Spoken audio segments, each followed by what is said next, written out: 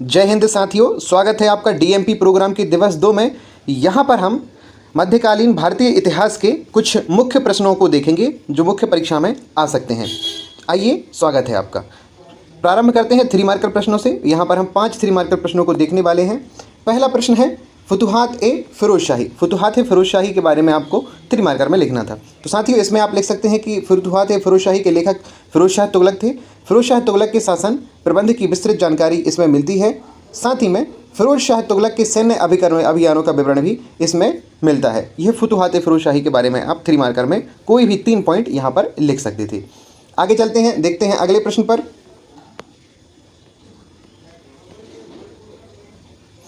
अगला प्रश्न था लाख बख्श। साथियों, लाख बख्श के बारे में आपको बताना था कि लाख बख्श किसको बोला जाता था और इसके बारे में कुछ अन्य जानकारियाँ भी यहाँ पर देनी थी। तो साथियों, आपको बता दें, लाख बख्श कुतुबुद्दीन ऐबक का ही नाम है। कुतुबुद्दीन ऐबक को ही लाख बख्श कहा जाता था। इसका अर्थ होता था लाखों का दान करने वाला। और साथियों, कुतुबुद्दीन ऐबक को ही गुलाम वंश का संस्थापक कहा जाता है। इसका अन्य नाम था कुरान खां। तो इस तरह से हमारा लाख बख्श भी पूरा हो जाता है। चलिए आगे चलते हैं, देखते हैं अगले प्रश्न को। अगला प्रश्न था गंडपेद्र। साथियों, ये कुछ हम हर पेपर में कुछ एक ना एक ऐसा प्रश्न जरूर देते हैं जो आपने नहीं सुना हो। यह आपको इसलिए दिया जाता है कि आप इस आदत में ढल सकें कि मुख्य परीक्षा में जो प्रश्न आते हैं तो 2 या 3 प्रश्न ऐसे रहते हैं 3 मार्कर में जो आपकी समझ से परे होते हैं या बहुत से विद्यार्थियों ने बहुत कम पढ़े होते हैं। लगभग 5 से 10% ही विद्यार्थी ऐसे होते हैं जिनने बहुत ज़्यादा डीप में पढ़ा होता है तो उन्हें पता रहता है। तो इसलिए घबराएं नहीं, इन प्रश्नों को अटेम्प्ट करने की कोशिश करें। यदि बनते हैं तो, नहीं तो मॉडल उत्तर से मिलाकर उनके आंसर को तैयार कर लें। तो चलिए चर्चा करते हैं अगले प्रश्न की, गंडपेद्र के बारे में। गंडपेद्र क्या होता था? तो साथियों, पैरों में पहनाया जाने वाला सम्मान सूचक कड़ा कहलाता था गंडपेद्र।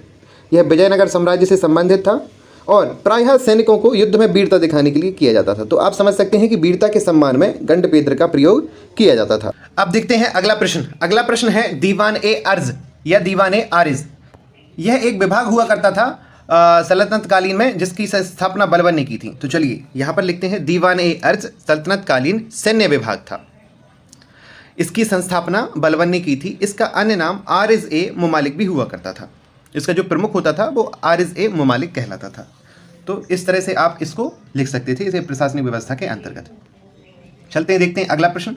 अगला प्रश्न है सैयद बंधु। सैयद बंधुओं का नाम आपने बहुत सुना होगा। यह मुगल साम्राज्य में ज़्यादा प्रचलित थे। सैयद बंधु हसन अली, सैयद अब्दुल्लाह को सैयद बंधु कहा जाता था। ये दोनों भाई थे, सैयद हसन अली और सैयद अब्दुल्लाह। मुगल साम्राज्य में सेना नायक थे और इन्हें राज्य निर्माता यानी किंग्स मेकर कहा जाता था। सैयद बंधु किंग्स मेकर। साथियों, इस तरह से हमारे 3 मार्कर प्रश्न पूरे होते हैं। और अब आपको बता दें कि हमारी MPPSC मेंस की टेस्ट सीरीज भी चल रही है, जिसमें 27 टेस्ट होने हैं और 12 उसमें FLT होने हैं। तो साथियों, आप चाहें तो इस टेस्ट सीरीज़ को ज्वाइन कर सकते हैं। यह आपके लिए बहुत ज़्यादा लाभकारी हो सकती है। और साथियों, यदि आप चाहते हैं कि आप इस डेली मेंस प्रैक्टिस सीरीज़ में ही शामिल हों तो इसके लिए भी आपको एक न्यूनतम शुल्क 399 का ज्वाइन करना होगा। इसके अंतर्गत आपको 50 दिन में सारा सिलेबस कंप्लीट कराया जाएगा। तो चलिए आगे चलते हैं, देखते हैं बिना विलंब किए हुए 5th मार्कर क्वेश्चन को। यहाँ पर हम 3 5th मार्कर क्वेश्चन डिस्कस करेंगे। पहला प्रश्न है भारत पर मुस्लिम संस्कृति के प्रभाव की विवेचना कीजिए। भारत पर मुस्लिम संस्कृति का जो प्रभाव है उसकी संक्षिप्त आपको विवेचना करना है। तो चलिए देखते हैं इस प्रश्न के उत्तर को। पहले छोटा सा इंट्रो देखेंगे। इंट्रो में क्या लिखेंगे कि भारतीय समाज पर अरबों और तुर्कों के भारत विजय से महत्वपूर्ण सामाजिक और सांस्कृतिक प्रभाव पड़े हैं। इंडो इस्लामिक वास्तुकला का विकास हुआ है, पहला। इसके बाद हिंदू धर्म में परिवर्तन हुआ है, वेशभूषा और खानपान में बदलाव हुआ है, धार्मिक विचार और विश्वासों में परिवर्तन हुआ है, हिंदुओं पर जजिया कर धर्म परिवर्तन करने हेतु प्रोत्साहित आदि किया गया है, समन्वय और सहयोग की भावना का विकास हुआ है। मतलब मुस्लिम और हिंदू संस्कृति में समन्वय एवं सहयोग की भावना का विकास हुआ है। साथ ही में भाषा में देखें तो उर्दू, फारसी, हिंदी भाषा का विकास यहाँ पर देखा गया है। तो इस तरह से आप इस प्रश्न को अटेम्प्ट कर सकते थे। अब चलते हैं, देखते हैं अगला प्रश्न। अगला प्रश्न हमारा था अकबर की धार्मिक नीति से बताइए। अकबर की धार्मिक नीति की आपको यहाँ पर विवेचना करनी थी। तो चलिए देखते हैं इसका उत्तर क्या हो सकता है। तो यहाँ पर देखते हैं इसका मॉडल आंसर। अकबर की धार्मिक नीति सुलह-ए-कुल की नीति पर आधारित थी, जो सार्वभौमिक सहिष्णुता या समन्वय की बात करती थी। आप यहाँ पर लिख सकते हैं। साथियों, कुछ शब्द होते हैं जिन्हें हम की पॉइंट कहते हैं। ये की पॉइंट आपके उत्तरों में दिखने चाहिए। जैसे अकबर की धार्मिक नीति में सुलह-ए-कुल है, यह जरूरी है। सहिष्णुता शब्द यहाँ का की पॉइंट है, ये की पॉइंट देखनी चाहिए क्योंकि ये कुछ शब्द ही हैं जो उसकी नीतियों को बहुत अच्छे से डिफाइन करते हैं। तो चलिए देखते हैं। अकबर ने प्रारंभ से ही सूफी संतों का साथ मिला था, जिससे उसे प्रारंभ में ही कट्टरता नहीं थी, अर्थात धार्मिक कट्टरता का अभाव था अकबर की धार्मिक नीति में। 1562 में जब वह स्वतंत्र शासक बना तो उसने कुछ ऐसे सुधार किए जो उसकी सामाजिक उदारता को बताते थे। उसकी धार्मिक नीति के अन्य तत्व क्या क्या थे वो यहाँ पर बताए जा रहे हैं। उसके कर्म क्या क्या उसने किए थे वो यहाँ पर बताए गए हैं। जैसे 1562 में युद्ध बंदियों को दास बनाए जाने पर रोक, दास प्रथा पर रोक लगा दी थी। 1563 में तीर्थ यात्रा कर की समाप्ति करना, तीर्थ यात्राओं पर लगने वाले कर को खत्म कर दिया गया था 1563 में। 1564 में जजिया पर रोक, जो जजिया कर लगाया जाता था 1564 में जजिया पर रोक लगा दी थी। इसके बाद अकबर ने कई धर्म से संबंधित सामाजिक धार्मिक मान्यताओं को अपनाया, जिनमें हिंदुओं के त्योहारों में भाग लेना, तिलक लगाना, झरोखा दर्शन इत्यादि शामिल है। ये सब अकबर ने अपनी सुलह ए कुल की नीति में अर्थात धार्मिक सहिष्णुता की नीति में अपनाया था, ताकि लोगों से अच्छे से कनेक्ट हो सके और एक महान शासक बनने के लिए यह सब भी जरूरी था। इसके बाद अगला देखते हैं, इबादत खाने की स्थापना करना, मजहर की घोषणा करना, दीन इलाही पंथ आदि को अपनाया जाना आदि अकबर की धार्मिक नीति के ही अंग थे। इस तरह से आप इसे पूरा कर सकते थे। ये अकबर की धार्मिक नीति यहाँ पर इतने में पूरी हो जाती। साथियों 50 शब्दों में लिखना है तो आप प्रयास करें कि पॉइंट में ही लिखें और की पॉइंट्स को ही वहाँ पर डिनोट करें। चलिए देखते हैं आज का 5th मार्कर क्वेश्चन का आखिरी क्वेश्चन, तीसरा क्वेश्चन यह है, सामंतवाद क्या है? भारतीय सामंतवाद की विशेषताएं बताइए। आपको यहाँ पर सामंतवाद बताना है और भारतीय सामंतवाद की विशेषताएं कुछ यहाँ पर डिनोट करनी है। देखिए इसका उत्तर देखते हैं। सामंतवाद क्या है, पहले हम इसका उत्तर देंगे। वह शासन व्यवस्था जिसमें राज्य की भूमि बड़े बड़े जमींदारों के अधिकार में रहती थी, जिनके शीर्ष स्थान पर राजा होता था, यह सामंतवाद है। अर्थात जो भूमि रहेगी उस पर अधिकार रहेगा राजा का, वो उसको डिस्ट्रीब्यूट करके सामंत बनाएगा और सामंत क्या करेंगे, किसानों से उस भूमि के पर कृषि करवाएंगे। ये सामंतवाद की व्यवस्था होती थी। अपने यहाँ पर मध्यकालीन में चलती थी, इसके शीर्ष स्थान पर राजा होता था। सामंतवाद मध्यकालीन युग में इंग्लैंड और यूरोप की प्रथा थी, और ये प्रथा कहाँ से प्रेरित थी, तो यूरोप से प्रेरित थी, ये आप कह सकते हैं। यहाँ पर अब आते हैं इसकी विशेषताओं में, तो आप यहाँ पर हेडिंग भी डाल सकते थे कि भारतीय सामंतवाद की विशेषताएं निम्नलिखित हैं। देखिए साथियों, पहला जो पोर्शन है इस प्रश्न का, सामंतवाद क्या है, उसमें ये नहीं लिखा है कि भारतीय सामंतवाद, इसलिए हमने यहाँ पर लिखा है कि सामंतवाद मध्यकालीन युग में इंग्लैंड और यूरोप की प्रथा थी, इसलिए हमने इसको वैश्विक परिदृश्य का पॉइंट यहाँ पर डाला है। लेकिन प्रश्न का दूसरा बिंदु जो है उसमें लिखा है भारतीय सामंतवाद, तो यहाँ पर आपको स्पेसिफिक रहना पड़ेगा कि भारतीय सामंतवाद की विशेषताएं। तो यहाँ पर हम विशेषताएं केवल भारतीय सामंतवाद की बताएंगे, यहाँ पर जो यूरोपियन सामंतवाद था उसकी नहीं बताएंगे। तो देखते हैं, पहली है महलवाद। महल सामंतवाद की प्रमुख विशेषता थी। महल मतलब गांव का एक समूह होता था जो एक साथ एकत्रित करके बनाया जाता था प्रशासनिक व्यवस्था को सहज बनाने के लिए। जागीर सामंतवाद का प्रमुख तत्व है। जागीर अर्थात एक जागीर निर्धारित कर दी जाती थी, जागीरदार जैसे सामंतवाद जो होता था तो वो उस भूमि का नियंत्रण करेगा, ये महत्वपूर्ण तत्व था। सामंती राज में राजा समाज में सबसे ऊपर था और वह काफी शक्तिहीन था। इसके बाद बात करते हैं, अगला था भारतीय समाज में सम्मान समारोह प्रचलित था। सम्मान समारोह किया जाता था, जो भी सामंत अच्छा कार्य करते थे उनको सम्मानित किया जाता था। साथ ही में भारतीय सामंतवाद उस टाइम पर केंद्रीय शासन की प्रमुख विशेषता थी, तो ये आप सामंतवाद में यहाँ पर लिख सकते थे। आगे चलते हैं, देखते हैं हमारे 11 मार्कर क्वेश्चन को। साथियों आप चाहें तो हिस्ट्री की 3 मार्कर की PDF भी हमसे परचेज कर सकते हैं। हिस्ट्री की 3 मार्कर में लगभग 850 से अधिक प्रश्नों का संग्रह किया गया है। उसमें आधुनिक भारत, मध्यकालीन भारत, प्राचीन भारत और मध्य प्रदेश के इतिहास के समस्त क्वेश्चनों को समाहित किया गया है। यह आपके लिए बहुत ज़्यादा लाभकारी हो सकती है। डेमो के लिए आप हमारे ऐप में जाकर स्टोर में इसका सैंपल देख सकते हैं, या फिर आप डिस्क्रिप्शन में दी गई लिंक से भी उसका सीधा सैंपल देख सकते हैं। तो चलिए आगे बात करते हैं 11 मार्कर प्रश्नों की। पहला 11 मार्कर प्रश्न है, ब्रिटिश शासन का भारतीय अर्थव्यवस्था एवं समाज पर प्रभाव बताइए।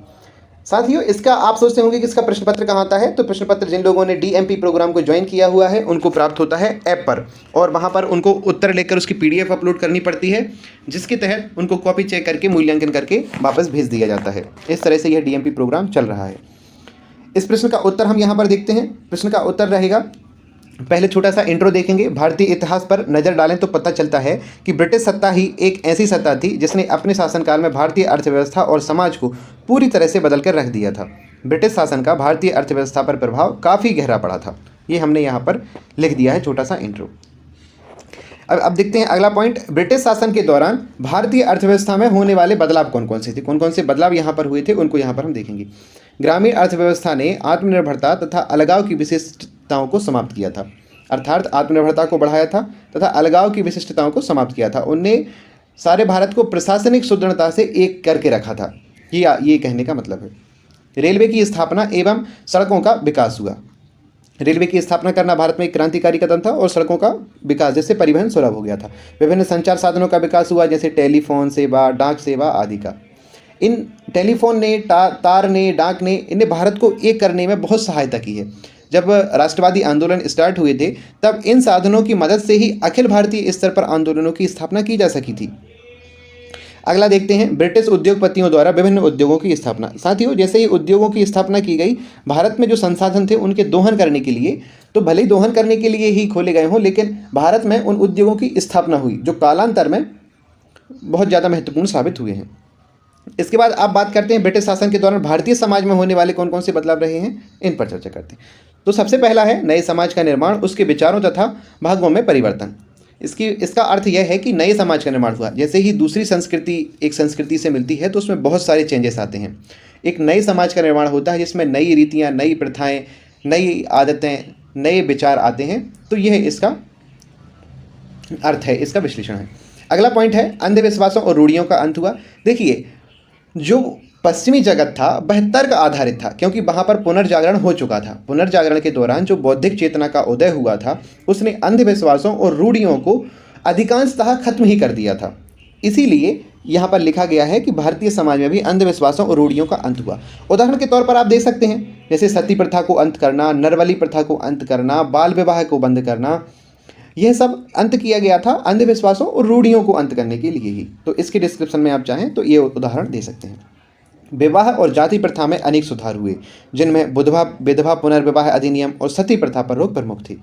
अंग्रेजी शिक्षा का प्रसार भारतीयों के लिए हितकारी रहा, इससे समाज में जन जागरूकता आई। शिक्षा पर तो प्रभाव पड़ना लाजमी है, क्योंकि अंग्रेज जो पढ़ते थे वो अंग्रेजी भाषा में पढ़ते थे और उनका साहित्य उस समय पे मान सकते हैं कि थोड़ा सा विस्तृत था और आधुनिक था, क्योंकि अधिकांश जो खोजें थी वो यूरोप आदि में होने लगी थी। शिक्षित वर्ग का उदय हुआ जो राष्ट्रहित में था। ठीक है, यहाँ पर आप लिख सकते हैं कि शिक्षित वर्ग का भी उदय हुआ। तो इस तरह आप यहाँ पर भारतीय समाज में इसके प्रभाव लिख सकते हैं। इसके बाद बात करते हैं भारतीय सत्ता पर विनाशकारी की भूमिका भी निभाई है। अभी तो हमने केवल सकारात्मक बिंदु लिखे हैं, अब हम चर्चा करेंगे नकारात्मक बिंदु की कि नकारात्मक रूप में क्या प्रभाव पड़ा है। तो जनसंख्या का व्यावसायिक वितरण कर दिया गया, मतलब जनसंख्या जो है व्यवसाय यानी कि रोजगार के आधार पर बंटने लगी थी। परंपरागत जो कृषि तकनीक है उसमें अधिकांश क्षेत्रों पर जो तकनीकी हैं वो परंपरागत ही रही थी। जैसे सिंचाई है, सिंचाई पर उन्हें स्थापना तो की सिंचाई विभाग की, लेकिन उस पर ज़्यादा काम नहीं किया गया। बहुत सारे इलाकों में ये नहीं किया गया। उन्हें जो व्यावसायिक खेती थी जैसे नील की खेती, इस पर जोर दिया, खाद्यान्नों पर ज़्यादा जोर नहीं दिया। इसके बाद बात करते हैं विदेशी मुद्रा का अभाव और कच्चे माल का भी अभाव बना रहना। साथियों, इसका मतलब है कि भारत में उन्हें इन्वेस्ट कम किया और कच्चे माल को यहाँ से ले गए हैं, उन्हें यहाँ पर उत्पादन नहीं किया है। भारत को कच्चे माल की भट्टी, कच्चे माल की खान और बने हुए माल की मंडी माना गया था, क्योंकि यहाँ से कच्चा माल ले जाते थे, रॉ मटेरियल वहाँ से सामान बना के लाते थे और यहीं पर भारत की जनसंख्या की अधिकता होने के कारण यहीं पर उसको बेचते थे। एक बड़ा बाजार भारत उनके लिए सिद्ध हो रहा था। तो यहाँ पर ये नकारात्मक था। साथ ही में सबसे बड़ा देश विभाजन रहा जो भारत के लिए हितकारी नहीं था। बंगाल विभाजन 1905 की घटना 16 अक्टूबर, तो आप ये याद रख सकते हैं, ये इसी का ही प्रभाव था। अब इसको कंक्लूड करते हैं लास्ट में। यहाँ पर हम देखते हैं कि अंततः कहा जा सकता है कि ब्रिटिश सत्ता ने अनेक सुधारी कार्य किए हैं, परंतु ब्रिटिश लोग भारत में शासन करने आए थे और उन्होंने यह कार्य जो किए हैं वह अपनी अपेक्षाओं को पूरा करने के लिए किए, परंतु इनसे भारतीय लोगों को लाभ भी मिला, साथ ही में कुछ हानि भी उठानी पड़ी। तो हमने यहाँ पर कंक्लूड करते हुए लिख दिया है कि सुधार तो बहुत सारे किए थे, क्योंकि हमने सबसे स्टार्टिंग में देखिए यहाँ पर सुधार लिखा था। इसके बाद फिर हमने लिखा कि यहाँ पर क्या क्या हुआ था, चेंजेस क्या क्या हुए थे वो, तो हमने कंक्लूजन में लिख दिया कि सुधार भी बहुत सारे किए, भारत में बहुत सारी अपेक्षाओं को पूरा करने के लिए भी किए गए थे कार्य, कुछ बदलाव भी हुए हैं, कुछ हानि भी हुई हैं। तो ये हमने कंक्लूड करके यहाँ पर लिख दिया कि भैया ऐसा ऐसा हुआ था। अब चलते हैं अगले प्रश्न पर। अगला प्रश्न है साथियों, सल्तनतकालीन स्थापत्य कला और संस्कृति का वर्णन कीजिए। अब इस संस्कृति का वर्णन करना है, सल्तनत कालीन की कला एवं संस्कृति का। तो चलिए स्टार्ट करते हैं प्रश्न को। सल्तनत युग में विकसित होने वाले स्थापत्य कला को इंडो इस्लामिक शैली भी कहा जाता था। इंडो इस्लामिक शैली इसको कहा जाता था, ये इसका की पॉइंट है, क्योंकि यह दोनों भारतीय और ईरानी कलाओं के समन्वय से विकसित हुई थी। सल्तनत कालीन में निर्माण कार्य हुए हैं, जैसे क्या क्या बनाए जाते थे, किले बनाए जाते थे, मकबरे, मस्जिद, महल और मीनारों आदि में नुकीली मेहराबों, गुम्बदों तथा सकरी एवं ऊंची मीनारों का प्रयोग किया जाता था। कुतुब मीनार आप इस उदाहरण में इसको देख सकते हैं। आगे चलते हैं, देखते हैं स्थापत्य कला। इस्लामिक कला में सजीव चित्रण की इजाज़त नहीं थी। इस्लाम कला में सजीव चित्रण की इजाज़त नहीं थी, उसके स्थान पर घेरदार लेखनीय चित्रण का प्रयोग किया जाता था। हिंदू स्थापत्य सहतीर एवं स्तंभ पद्धति पर आधारित था, जैसे क्षैतिज विधि भी कहते थे। वहीं इस्लामिक कला में मेहराब पद्धति प्रमुख थी और मजबूती के लिए उन्होंने गौर एवं चूने का अत्यधिक प्रयोग किया है। ये वहाँ पर हो गया। अब सल्तनतकालीन संस्कृति की बात करते हैं। कला को हमने वहाँ पर बता दिया है कि क्या क्या बनाया जाता था, कैसा कैसा बनाया जाता था और भारतीय शैली से किस प्रकार से इसमें भिन्नता थी। अब बात करते हैं सल्तनतकालीन संस्कृति की। हिंदू धर्म के समानांतर परंपरागत पारंपरिक हिंदू इस्लामिक संस्कृति का जन्म हुआ है। इस समय फारसी और संस्कृत के अतिरिक्त उर्दू, हिंदी और अनेक भाषाओं में ग्रंथ लिखे गए थे। तो यहाँ पर हमने क्या लिखा, संस्कृति में लिखा कि संस्कृति का, किन सी संस्कृति का जन्म हुआ, हिंदू इस्लामिक संस्कृति, जो दोनों के आपसी मेल से बनी हुई थी। साथ ही में इस समय अब भाषा में देख लेते, तो भाषा में क्या चेंजेस हुआ कि फारसी, संस्कृत के अतिरिक्त उर्दू, हिंदी और अन्य भाषाओं का विकास भी यहाँ पर देखा गया। उदाहरण की बात करते हैं, कुछ तर्क यहाँ पर देते हैं। तो प्रमुख ग्रंथ लिखेंगे, हुसैन शाही की संगीत शिरोमणि, तबकात नासिरी, मिनाजुद्दीन सिराज की है तबकात नासिरी, तारीख फिरोज शाह तुगलक की है, तारीख मुबारक शाही, तूतीनामा, भारतीय शास्त्रीय संगीत पर लिखी गई पुस्तकें जैसे राग दर्पण का फारसी अनुवाद फिरोज शाह तुगलक के काल में ही किया गया था। तो ये यहाँ की संस्कृति को देख सकते हैं आप इसमें, कि यहाँ पर संगीत भी होने लगा था और जो पुस्तकें थीं उनके अनुवाद भी होने लगे थे। अगले बिंदु की बात करते हैं। अगला बिंदु है सल्तनत काल में व्यापार का विकास आरंभ हुआ।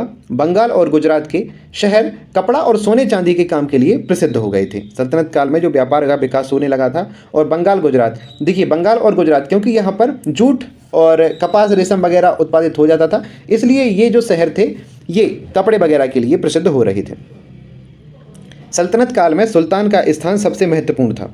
राजनीतिक और सैन्य सत्ता भी उसमें निहित थी। तुगलकों के आगमन ने उत्तर भारत में पर्दा प्रथा को मजबूत किया। हाँ, क्योंकि तुर्क आ गए थे, तो तुर्कों में जो चलती थी पर्दा प्रथा बहुत ज़्यादा महत्वपूर्ण थी। तो उत्तर भारत में ये रुके, क्योंकि उत्तर भारत में ही इनका व्यापार ज़्यादा चलता था और उर्वरक, मिट्टी की उर्वरता थी और पूरा साम्राज्य उत्तर भारत में ही संचालित होता था। तो इसलिए अधिकांश तुर्क वहाँ पर थे, तो उन्हें वहाँ पर पर्दा प्रथा चालू की, तो पर्दा प्रथा वहाँ पर फैल गई थी। यह संस्कृति में थोड़ा सा चेंजेस आया था। बाह्य आडंबर एवं धन संपत्ति का प्रदर्शन समाज की विशेषताएं बन गई थी। बाहरी दिखावा यहाँ पर विशेषता आने लगा था। अब इस प्रश्न को करते हैं कंक्लूड।